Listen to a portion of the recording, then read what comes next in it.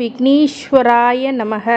குலதெய்வமான ஸ்ரீ பொன்னம்பல சுவாமி, ஸ்ரீ பொன்முத்து கற்பன சுவாமி, அங்காள பரமேஸ்வரி, பாப்பாத்தி அம்மன் துணையுடன் இந்த நாள் இனிய நாளாக அமைய அனைவரையும் அவரவர் குலதெய்வம் காத்து அருள் பாலித்து பிரம்மாண்ட வெற்றியை கொடுக்க வணங்குகின்றேன். இன்று பிறந்த நாள் மற்றும் திருமண நாள் காணும் அனைத்து சொந்தங்களுக்கும் என்னுடைய நல்வாழ்த்துக்கள். சுக்கிர பெயர்ச்சி. இந்த சுக்கிர பெயர்ச்சி அப்படின்னு சொல்றது நவகிரகங்களில் ஆடம்பரமான கிரகம் அப்படின்னு சொன்னால் அது சுக்கிர பகவான். ஒரு ஜாதகத்தில் சுக்கிர பகவான் நல்ல நிலைமையில் இருந்தார் அப்படின்னா அவங்களுக்கு செல்வம், செழிப்பு, ஆடம்பரம், சொகுசு, இந்த காதல், காமம் இது எல்லாமே நிறைந்து கொடுக்கக்கூடியவர் சுக்கிரன்.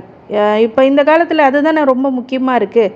எப்படின்னா, நான் ரொம்ப ஆடம்பரமாக இருக்கணுங்க, என்னை 4 பேர் மதிக்கணும், நிறைய சொத்து சுகத்தோட ஆடம்பரமாக இருக்கணுன்றது தான் ஒவ்வொருத்தருடைய கனவும் கூட. இந்த மாதத்துக்கு ஒரு முறை தனது இடத்தை மாற்றக்கூடிய வலிமை பெற்றவர் சுக்கிர பகவான். இவர் ஒரு ராசியில் உச்சம் பெற்றால் அவர்கள் அனைத்து விதமான செல்வங்களும் கிடைக்க பெறும் அப்படிங்கிறது தான் உண்மையான விஷயம். சுக்கிரன் உச்சமாக இருந்தாங்கன்னா அவங்களுக்கு எல்லா லக்ஸூரியஸ் லைஃப்பும் ஆட்டோமேட்டிக்காக வந்துடும். எல்லா கிரகங்களுடைய மாற்றமும் அனைத்து ராசிகளுக்கும் ஒரு தாக்கத்தை ஏற்படுத்தும் அப்படிங்கிறது தான் உண்மையான விஷயம். அதே போல் நவகிரகங்களில் சுக்கிர பகவான் இடமாற்றங்கிறது 12 ராசிகளுக்கு மிகப்பெரிய தாக்கத்தை ஏற்படுத்தும் அப்படிங்கிறது தான் நிதர்சன உண்மை.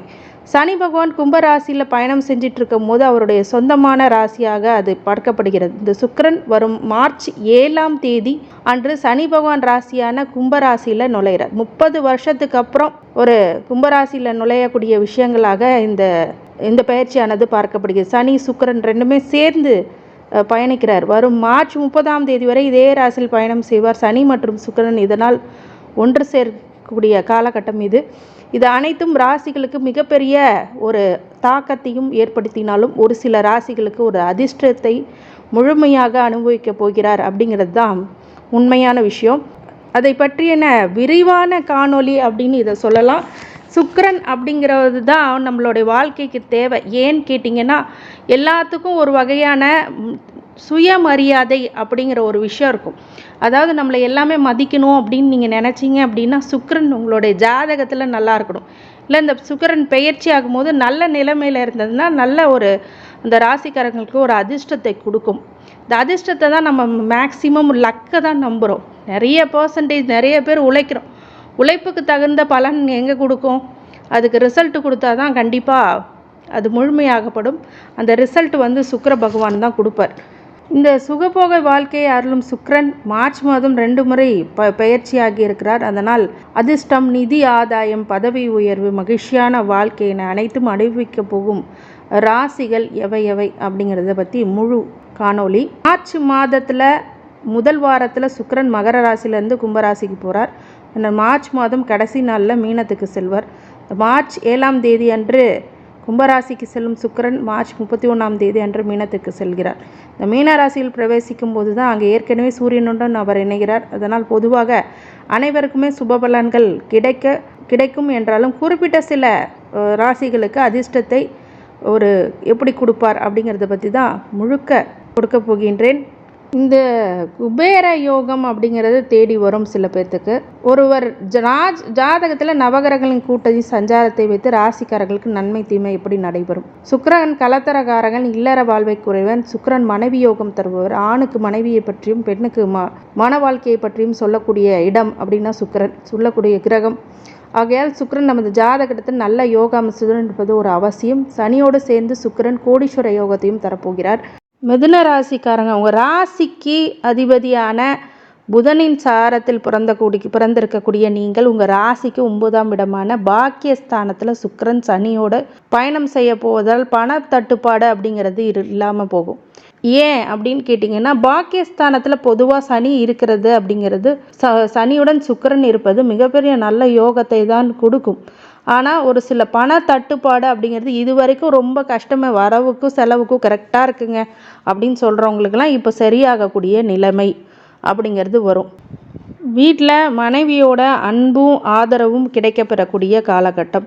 இதே மனைவியாக இருக்கும்போது அப்படி இருக்கும். கணவனாக இருக்கும்போது மனைவிகிட்ட இருந்து அன்பும் ஆதரவு கிடைக்கும். மனைவியாக இருக்கும்போது கணவருடைய அன்பும் ஆதரவும் அரவணைப்பும் கண்டிப்பாக கிடைக்கும். அதே மாதிரி 9ஆம் இடத்துல பாக்கியஸ்தானத்தில் வரும்போது உங்களுடைய பாக்கியத்தை அதிகப்படுத்தும், புத்திர பாக்கியத்தை அதிகப்படுத்தும். குழந்தை செல்வம் இல்லாதவங்களுக்கு குழந்தை பிறக்கும். இந்த மாதிரி பாக்கியத்தை அள்ளி கொடுக்கக்கூடியது. உங்களுடைய தந்தை வழி கர்மாக்களை கொடுக்கக்கூடியது, இதெல்லாமே இந்த பாக்கியஸ்தானத்தில் அடங்கும். இது எல்லாமே உங்களுக்கு கண்டிப்பாக அந்த புண்ணிய காலம் அப்படிங்கிறது இருக்குது. இது தைரியமும் வீரியமும் அதிகரிக்கக்கூடிய காலம். ஏன்னா 7ஆம் பார்வையாக 3ஆம் இடத்தை பார்க்கும்போது தைரிய வீரியம் அதிகமாக இருக்கும். அதில் ஜெயத்தையும் கொடுக்கும், வெற்றியும் கொடுக்கும். இளைய சகோதரர் வழியில் உங்களுக்கு சப்போர்ட் அப்படிங்கிறது கண்டிப்பாக கிடைக்கும். இந்த மாதிரி விஷயங்கள் எல்லாமே ரொம்ப அதிகரிக்கக்கூடிய காலகட்டம். வெளிநாடு யோகம் அப்படிங்கிறது கூடி வர்றதுனால பாஸ்போர்ட் எடுத்தவர்கள் விசாவிற்கு முயற்சி பண்ணலாம். பிஆர்ஓ கிடைக்காம இருக்கிற வெளிநாடு வாசிகளுக்கெல்லாம் இப்போ பிஆர்ஓ கிடைக்கும். நல்ல ஒரு வெளிநாட்டு யோகம் அப்படிங்கிறது உங்களுக்கு உண்டு. படிக்கிற மாணவர்களுக்கும் வெளிநாடு போய் படிக்கக்கூடிய யோகமும் இருக்குது. இல்லை வெளிநாடு போய் நான் ஒர்க் பண்ணணும் அப்படின்னாலும் இப்போ வெளிநாடு செல்லக்கூடிய விஷயங்களும் அமையுது. அப்படிங்கிறதுனால நீங்கள் கண்டிப்பாக மிதுன ராசிக்காரங்க கண்டிப்பாக இதை முயற்சி பண்ணும்போது கண்டிப்பாக வெற்றிகள் இருக்கும். புது முயற்சியில் யாதெனினும் கொஞ்சம் ஆராய்ந்து பார்த்து நீங்கள் ஆரம்பிச்சிட்டிங்க அப்படின்னா அது கண்டிப்பாக வெற்றியை கொடுக்கும். அதுக்கான ஸ்தான பிராப்தம் உங்களுடைய ஜாதகத்தில் இருக்கான்னு பாருங்கள். அப்படி இல்லை இருக்கான்னு பாருங்கள். அப்படி உங்களுக்கு அதில் கிளாரிஃபிகேஷன் வேணும் அப்படின்னா ஜோதிட ஆலோசனைக்கு என் நம்பருக்கு கால் பண்ணுங்கள். இந்த மொத்த விவரமும் உங்களுக்கு என்ன வெளிநாடு யோகம் இருக்கிறதா, பிஆர்ஓ வாங்குவாங்களா, சிட்டிசன்ஷிப்பா அப்படிங்கிறது எல்லாமே ஜாதகத்தில் சொல்ல முடியும்.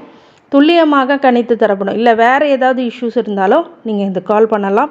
இந்த சுக்கிரன் உங்களுக்கு பாக்கியத்தை அள்ளி கொடுக்கக்கூடிய சுக்கிரனாகவே இவர் அமைவார். அப்படிங்கும்போது பாக்கியம் கிடைக்கிறது தான் ரொம்ப கஷ்டம். ஒரு மனுஷனுக்கு காசு, பணம், மகிழ்ச்சி, அதை காட்டிலும் அவனுக்கு அந்த பாக்கியங்கிறது என்ன, அவனுக்கா தேடி வர்றது, இந்த கர்மாக்களால் தேடி வர்றது. அந்த தேடி வர்ற விஷயத்த நீங்கள் இப்போது பிடிச்சிக்கோங்க. இதுதான் நல்ல விஷயமாக உங்களுக்கு கண்டிப்பாக இருக்கும்.